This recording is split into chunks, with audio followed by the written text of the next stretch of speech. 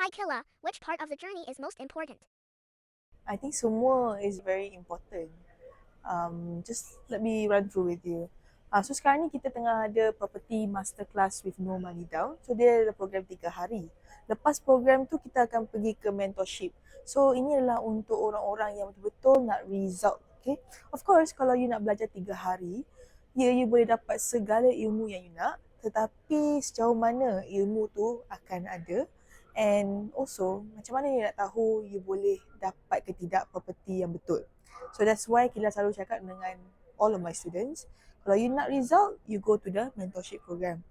Bila dapat result ni, kadang-kadang you dapat duit, but at the same time, how big can you go? Kalau you nak dapatkan more success in your life, you pun kena tahu macam mana nak change yourself.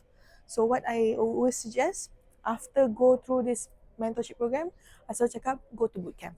Okay, sebab bootcamp ni is more towards yourself, how you can actually achieve more in life. So Kila selalu cakap go to bootcamp to change here. Ini adalah untuk minda pula, untuk dapatkan capacity yang lebih besar. Okay, lepas bootcamp barulah you actually masuk dalam community Kila.